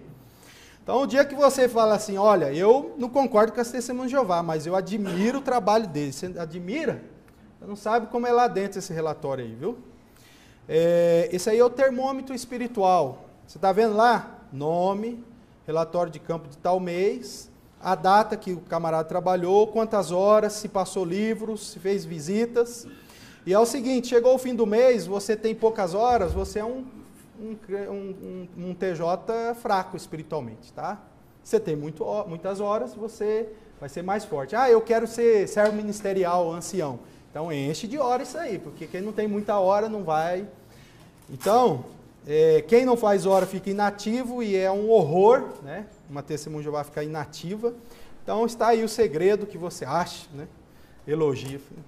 Tristeza, a hora que eu vou fazer alguns estudos sobre testemunho de Jeová em algumas igrejas, a primeira coisa que eu escuto dos irmãos é isso. Eu falo, elogio errado, né? Material apóstata é proibido, tá, irmãos? Então, aqueles livros que eu falei, a testemunha não pode ter. Essa palestra aqui, eu vou incomodar a consciência da testemunha de Jeová que for assistir, ele não pode assistir essa palestra. Proibido. Eu sou um apóstata, o conteúdo é apóstata, e a intenção do encontro é apóstata, ele não pode. Se ele estiver assistindo, ele está desobedecendo, né? A sentinela aí, diz aí, ó, é engano pensar que você precisa ouvir os apóstatas, ou ler as publicações deles para refutar seus argumentos. O raciocínio deturpado e venenoso deles pode causar dano espiritual e contaminar sua fé como uma gangrena que se espalha rapidamente. Em vez disso, imite o tratamento que Deus dá aos apóstatas. Jó disse a respeito de Jeová, nenhum apóstata entrará diante dele. Então, aquele nem oi, e também eles, material apóstata é espírita, é coisa do diabo, tem que jogar fora. Só que é o seguinte, irmãos, eu descobri um negocinho, depois que eu saí de lá. No ano passado, lembram que eu falei para os irmãos sobre Anthony Huckman, que fazia uma avaliação sobre a doutrina adventista de 1844. Ok? Eu li, na época, essa citação, Anthony Huckman, e aí eu lembro que eu ainda citei. Falei, depois que eu descobri que ele é reformado, eu falei, o cara é bom, então eu vou seguir essa daí também, né? Irmãos, vamos lá, ó. Aí é a sentinela de 15 de julho de 1997. Olha só que interessante. Está vendo essas letrinhas vermelhas aí? Tá? O administrador lá daquele site Índice TJ, ele que fez isso para mim aqui, né? Então, ó, veja a citação, ó. O professor de teologia Anthony Huckman observa: ser purificado é uma tradução infeliz da palavra, visto que o verbo hebraico, que usualmente é vertido como purificado, não é usado aqui. Então ele está falando sobre a doutrina dos adventistas, mas esquece. As Testemunhas de Jeová usou Huckman para falar algo, ok? Asterístico. Obviamente, no pé da página, o que você iria encontrar? Onde Huckman disse isso, não é? Mas lá no pé da página, faz uma outra citação da mesma definição da palavra hebraica, mas dos estudos de palavras do Velho Testamento de Wilson. Você não tem a documentação de Huckman. Quando você volta lá para aquilo que Huckman diz ali no vermelho novamente, a respeito da palavra hebraica, que não é traduzido, você não tem nenhum outro asterístico, nada dizendo aonde que foi. Irmãos, eu fiquei pensando, né? Aonde que Huckman disse isso, mas saiu o tempo. Aí, quando eu estava lendo os livros de Huckman, né, aquela trilogia dele, eu vi na pé da página lá as 4 principais seitas. Falei, ué, peraí, deixa eu ter certeza disso. Aí eu estudava no IBEL na época, né? E aí eu pedi para uma professora lá, que ia nos Estados Unidos, procurar esse livro, né? E aí ela buscou, né, o livro, trouxe. E aí, irmãos, para tristeza minha, por qual motivo eles não citaram a fonte? Simples, porque a fonte era proibida. As 4 principais seitas, livro de Anthony Huckman, classifica adventistas, mormons, ciência cristã e testemunho de Jeová como movimentos heréticos. É esse livro aí. Eu falei, bonito vocês, né, corpo governante, né? Então as testemunhas são expulsas, são massacradas se tem um material que questiona eles, e eles mesmos estavam usando para criticar, muito bem, os adventistas, né? Então, pimenta nos olhos dos outros é refresco, né? Como diz o ditado aí. Quero concluir aqui, irmãos, apesar, né, de às vezes dar algumas risadas, né?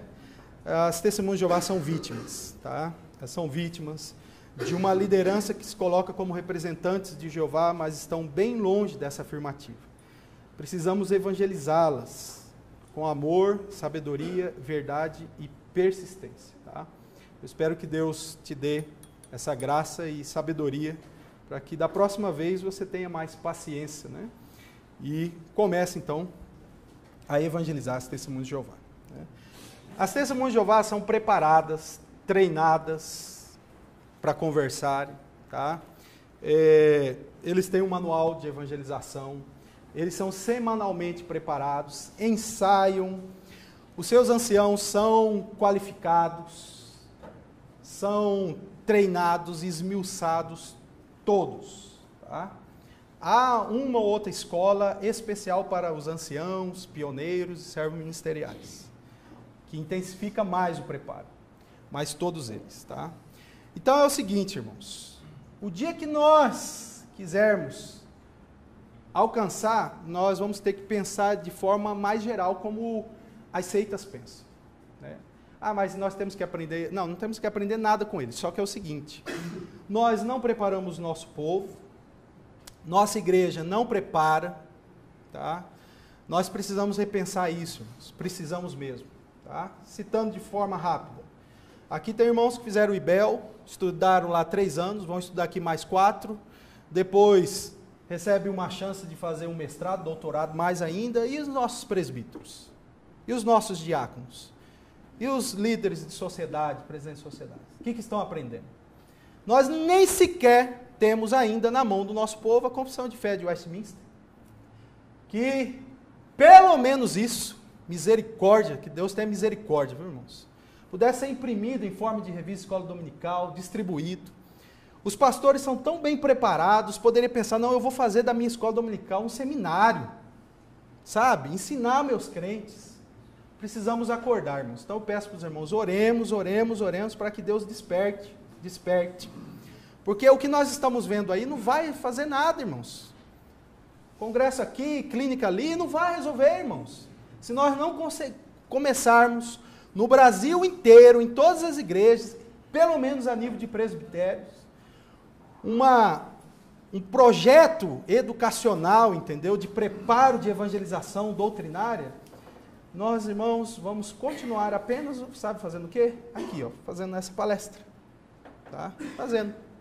Então, por favor, vocês que vão sair daqui, pelo amor de Deus, saiam daqui reformados, não vão fazer graça lá, não precisa fazer graça nenhuma, tá? Tenham a experiência de viver a fé reformada, conforme ela está em nossos postulados, ensine com amor, com paixão, sabe? Faça isso, leve isso com amor mesmo, tá? Porque eu tenho irmãos simples na minha congregação, vocês sabem também, que não pode ir num congresso nosso, irmãos. Não pode. Não tem condições financeiras. Pessoas que recebem lá 600, 700 reais, vão como pagar um congresso? Não tem condições, irmãos. Irmãos, se o Espírito Santo não nos despertar, irmãos, nós vamos receber de Deus a punição, sim. Se já não estamos recebendo. Amém?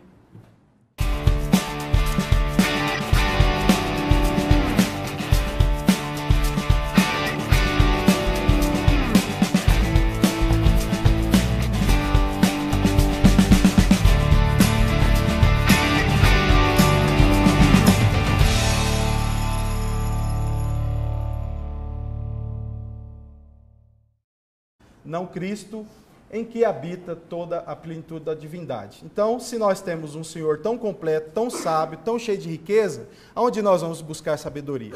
É essa a argumentação dele. Infelizmente, muitas religiões, não percebendo isso, têm produzido as suas heresias, têm produzido as suas igrejas, as suas religiões. E hoje, irmãos, iremos tratar do assunto em foco aí, que é a respeito dessa religião muito conhecida, Testemunhas de Jeová. As Testemunhas de Jeová geralmente são conhecidas por duas coisas básicas. Uma é que acorda o povo aos domingos na parte da manhã, né? Então todo mundo sabe que as Testemunhas de Jeová estão lá. Eu conheci um presbítero muito sábio que ele disse que crente que não vai na escola dominical recebe como castigo a visita das Testemunhas de Jeová. E também nós temos o escândalo que sempre está aí na mídia, que é o assunto do sangue, não é verdade? Então esses dois assuntos fizeram com que as Testemunhas de Jeová se tornassem conhecidas no mundo inteiro. Então hoje eu tentarei passar para os irmãos algumas informações a respeito dessa religião. Vou usar exclusivamente os seus escritos. Eu não vou citar aqui nenhuma de nossas autoridades teológicas, históricas. O meu esforço será apenas usar os seus escritos para tentar mostrar aos irmãos, apenas com a base bíblica, uma reflexão simples de que essa religião incorre em erros realmente sérios, né? Nós vamos caminhar aqui e antes eu acho que nós podemos aqui colocar algumas ideias. Antes de falar da seita propriamente dita, eu tenho 2 slides aqui para falar com os irmãos. O primeiro é esse. Para evangelizar alguém de uma seita, você precisa saber em que ele crê e como ele acredita. O que ele perderá se deixar de ser daquela religião. Então é muito fácil você virar, eu mostrei a verdade para aquele fulano, mas ele não sai de lá. Ele é cabeça dura. Mas, irmãos, às vezes tem muita coisa que a pessoa vai perder. Então não é simples a decisão. Mesmo nesse caso, encarando a verdade, pode custar família, pode custar história. Então não é da noite para o dia que às vezes a pessoa, num confronto com a verdade, vai tomar uma decisão. Então temos que pensar, nos colocar um pouco no lugar deles. Não o acuse de pai da mentira, né? Isso daí rapidamente, recebi em casa os Testemunhos de Jeová e falei para ele que eles são os falsos profetas, filhos de Satanás, e eles foram embora. Mas quem que não vai com isso? Não é? Então, pense que ele é vítima do engano. A evangelização, aqui vem, irmãos, uma opinião minha, a evangelização comum geralmente não logra êxito. É necessário confronto doutrinário. Não tem jeito.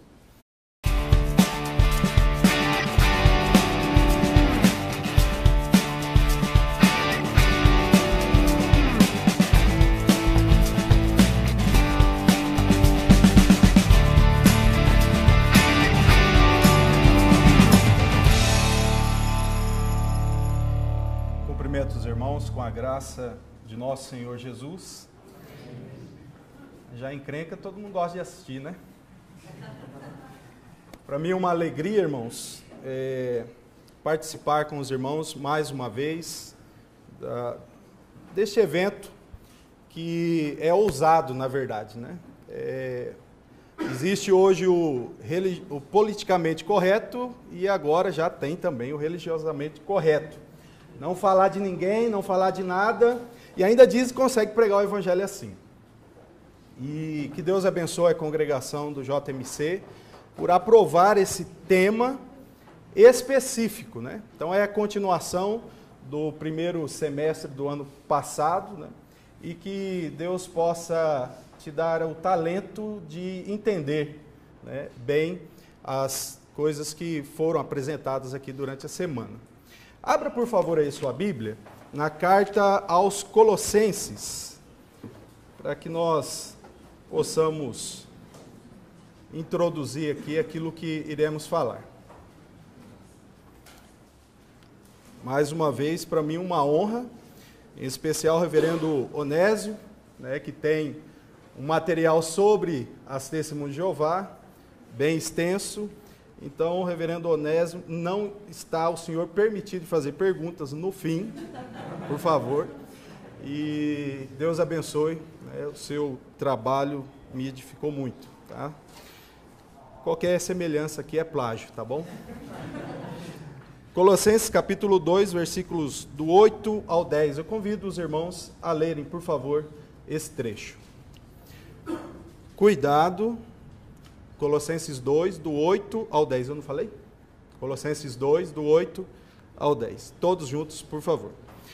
Cuidado que ninguém vos tenha a enredar com sua filosofia e vãs sutilezas, conforme a tradição dos homens, conforme os rudimentos do mundo, não segundo Cristo, conquanto nele habita corporalmente toda a plenitude da divindade. Também nele estáis aperfeiçoados. Ele é o cabeça de todo principado e potestade. Amém. Irmãos, o apóstolo aqui adverte a respeito do perigo de sermos enganados, né, pelos rudimentos do mundo, raciocínios filosóficos, procedimentos e cosmovisões que possam de alguma maneira ter por base não Cristo, qualquer outra coisa, que Jesus se tornou rei, tá? Então nós estamos fazendo o centenário de Cristo, né? Oh, não é para dar risada, gente. 1º de outubro de 1914, eu quase confundi a data dos adventistas aqui. Jesus se tornou o rei do reino messiânico celestial para as Testemunhas de Jeová. Entendeu? No dia 1º. Ele foi entronizado como rei. Então, as Testemunhas de Jeová têm essa data como importante, embora no passado foi um furo profético, né?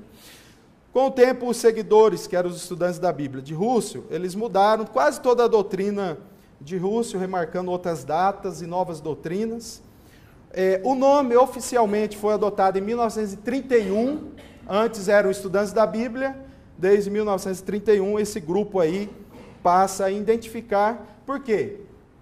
Russell morreu e vários grupos começaram a se ramificarem ali daquilo que ele havia pregado e ensinado. Um desses teve um líder forte, que é o Rutherford, e esse assumiu o poder das gráficas da torre de vigia, e como havia muitos estudantes da Bíblia, ele batizou um de Testemunhas de Jeová no ano de 1931. E aí esse grupo é o que mais criou força e corpo com o tempo, os demais foram desaparecendo. Ainda hoje existe um ou outro desses grupos, mas muito enfraquecidos. Então as Testemunhas de Jeová nasce realmente nessa força de Rutherford, que era um camarada de caráter muito forte, e nós vamos falar algumas coisinhas a respeito dele. E por último aí, quase 8 milhões de membros em 239 países atualmente, né? E eles possuem hoje os maiores centros gráficos do mundo. Nenhuma editora chega perto das gráficas das Testemunhas de Jeová. Nenhuma, tá? Então, essa é algumas características históricas aí de sua identidade, né? Vamos lá, irmãos. A liderança TJ ensina que a Bíblia é a palavra inspirada de Deus, suficiente e inerrante. As Testemunhas de Jeová creem nisso. Só que é o seguinte, somente a tradução do Novo Mundo é a versão fiel das Escrituras, tá? Outras são corrompidas e só são citadas positivamente quanto concordam com a versão deles. Então, quando você vê uma testemunha citando outras Bíblias, é porque está concordando com a tradução Novo Mundo. Não concordou, é uma tradução errada. Então, Bíblia é inspirada? Mas apenas a versão do Novo Mundo é a versão fiel. Isso significa que, se você quer a Bíblia inspirada, você tem que ter em mãos a tradução do Novo Mundo. E por último, só é possível, agora é isso daqui, irmãos, só é possível entender a verdade, né, bíblica. Irmãos, isso aqui é só para você lembrar, eu tenho certeza que você nunca mais vai esquecer a hora que vê isso daqui na TV, tá?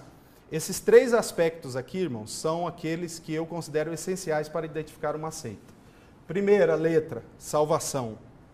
Qual o conceito do grupo a respeito da salvação? É pela graça por meio da fé? Precisa acrescentar sacramentos? Instituição? Então não é a salvação bíblica. O segundo ponto para identificar uma seita, qual é o conceito que o grupo tem a respeito da Bíblia? O B aí, tá? É inerrante, infalível, suficiente? É as escrituras suficientes realmente para o grupo? Não precisa de outro profeta, de outra coisa inspirada? Não. Ou precisa? Então é uma seita. E por último, o T, de trindade. O conceito que o grupo tem a respeito de Deus. O que eles pensam a respeito de Deus? Então, se não for trindade, é falso. Ser bem rápido aqui, né? Para não alongar mais, que nós temos pouco tempo. Então, como identificar uma seita? O conceito que ela tem a respeito da salvação, da Bíblia e da trindade. Você caminha muito bem aí, identificando muita coisa. E tome cuidado se tropeçar em um desses pontos aí, tá bom? Então, não assustou, não foi erro, né? O Paulo, ele leu o texto antes, ele ficou preocupado se ele colocou aquilo ali. Tá? Os 5 assuntos principais, irmãos, que eu vou abordar hoje é Bíblia, Deus, salvação, vida cristã e igreja. Tá? Qual o conceito que a Testemunha de Jeová tem desses 5 aspectos aí que estão ligados lá ao SBT, tá bom? Então vamos lá. Algumas observações históricas. Isso daqui é até conhecido. A maioria das pessoas sabem que a Testemunha de Jeová foi fundada por Russell, que viveu aí entre esses anos, 1852 a 1916, um período de desenvolvimento de 1870 a 79. Ele nasceu o quê? Presbiteriano, tá? Depois ele se afiliou ao congregacionalismo, também abandonou a fé. Depois, irmãos, quando ele abandonou a fé, ele recebeu influência de adventistas, em especial sobre cronologia, mortalidade da alma, inferno e rejeição dos credos e da teologia clássica. O Russell, ele começou a se alienar totalmente dos grupos cristãos e se apegou a isso.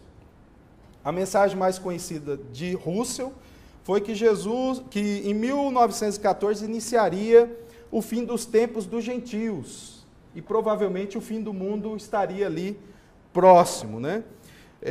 Mas como aconteceu com os adventistas, 1914 veio e Jesus não voltou. E aí as Testemunhas de Jeová deu uma reformulada no ensino de 1914 e hoje, 1914 é a data que um pesquisador dos mórmons, ele diz assim, não diga para um mórmon aceitar a Cristo, como é comum entre os evangélicos, né? Porque ele vai dizer que ele aceita Cristo, mas qual Cristo que ele aceita? O que é produzido em sua religião. Então, se você achar que falar para um testemunho de Jeová, Jesus te ama, ele vai dizer, lógico que ele me ama, eu sei disso. Ele morreu por você, eu também sei nisso, eu creio nisso. Então, o que eu quero dizer para os irmãos que é necessário, sim, o confronto doutrinário não adianta. Um pecador que está moralmente destruído não é o mesmo pecador que está enganado teologicamente. Precisa trabalhar aqui, irmãos. E muitas vezes tem irmãos que não querem e não têm disposição. Demonstrar amor acima de tudo, irmãos. As Testemunhas de Jeová geralmente são pessoas maravilhosas, tanto quanto qualquer outro grupo religioso aí. E é até bom dizer aqui algo, né? Se você maltrata uma Testemunha de Jeová, ele vai lembrar que Jesus disse que quando as pessoas o maltratassem, é porque eles estavam com a verdade. Então não faça isso, né? Tem outros que dizem assim, chama ele para orar que ele sai correndo. Irmãos, ele encara que o seu Deus é falso. Como que ele vai orar com você? Você permitiria um pai de santo orar por você? Não. Então é assim que a Testemunha de Jeová te encara. Se você chamar ele para orar, ele não vai aceitar, ou pode ficar quieto.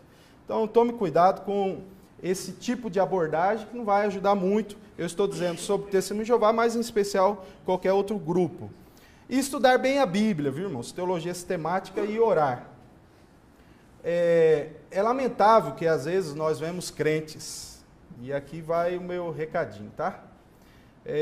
Cita Calvino, cita Rod, cita Bavinck, cita todo mundo, mas não sabe citar um texto bíblico. Eu quero dizer para os irmãos que esses são autoridades para nós, não é para fora. E, aliás, eles autoridades nenhuma são, na verdade. Então, conheça a Bíblia, recite a Bíblia, leia a Bíblia, mas lê mesmo. Porque as Testemunhas de Jeová e tantos outros, eles leem a Bíblia. Do modo deles, decoram. Do modo deles, mas eles leem. E aí chega você e fala, olha, lá no século tal, o teólogo reformado tal disse isso. Ele já encara todo o nosso sistema enganado, mentiroso. Você só citou mais um mentiroso para ele. Então tome cuidado, é a escritura que você deve conhecer. E bem, teologia sistemática, geralmente a avaliação que as seitas fazem de nossas crenças são equivocadas. Não é aquilo que realmente queremos, só que eles dizem que é essa. Tá? Então, mais uma dica aqui, como conhecer uma seita, né? E agora, hein? O que é isso aí? O que é uma seita? Né? Vamos relembrar um pouco aqui de um assunto. Qual é o conceito do grupo a respeito do... O que você está lendo aí? SBT.